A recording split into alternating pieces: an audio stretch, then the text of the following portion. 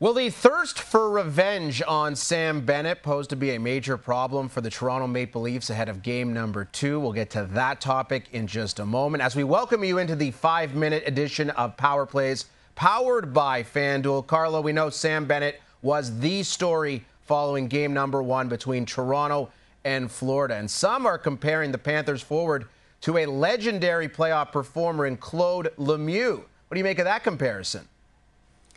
Well, I think it's a pretty fair comparable. I mean, you talk about a guy that elevates his game in the playoffs, a guy that players hated to play against, but would also love to have on their team. And that's exactly what Sam Bennett represents.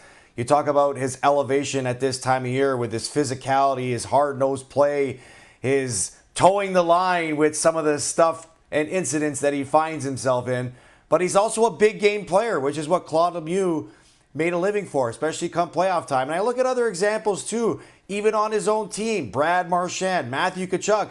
Both of those guys are guys that play the same type of game, try to get away with the same type of stuff, but also elevate their game in the playoffs. And another name that I focus on too is Corey Perry. Corey Perry has made a living at this time of year, embracing that type of role and having some incredible production for playoff time as a guy that's known as a player that everybody wants on their team come playoff time, which is what Sam Bennett is to me. We've seen some incredible playoff moments between Detroit and Colorado back in the day featuring Claude Lemieux, so we'll see what this series has in store between Toronto and Florida. I was surprised to see FanDuel essentially listing this series remaining as a pick'em coin flip series, even though Toronto is up 1-0.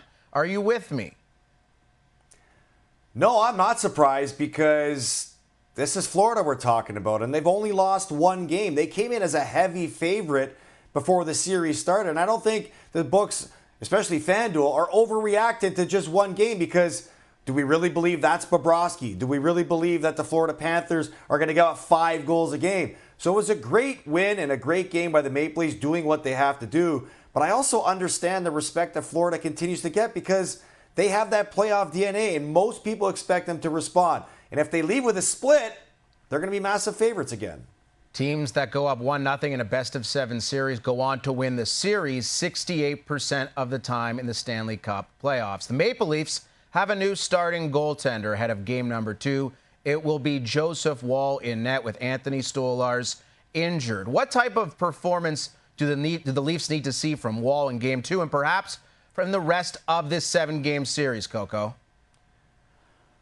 Well, it would be ideal if he could have an over 930 save percentage or even 925 save percentage, but is that something we can really come to expect? And is that something that's really needed to win a playoff series like this?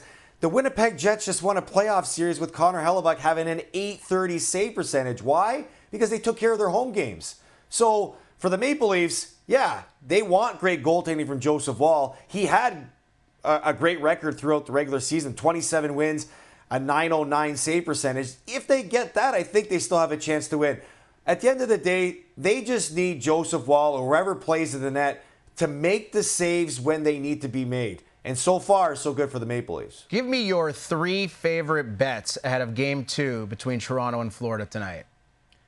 Well, I was on the under in the first game, and I was totally off on that. And I'm going to go with the over on this one because I just think that there's so much intensity in this series. Yes, I believe it's going to be a close game, but I could see a 3-2 with an empty netter that could cash the over on the total. Or I could see both offenses showing up tonight and taking advantage of a spirited game. I'm also going to take Nye's point because he elevated his game. This guy loves to play against Florida. And I'm going to take Nylander because he's been the hottest Maple Leaf player over the last 2 games, and I expect him to continue that. So put those 3 together, plus 245, juicy little parlay. I like it, and certainly if you're a Toronto Maple Leaf fan, you would love to see that parlay cash. Let's look at the other game on the docket this evening, the Winnipeg Jets and the Dallas Stars, game number 1. And I was looking at the odds.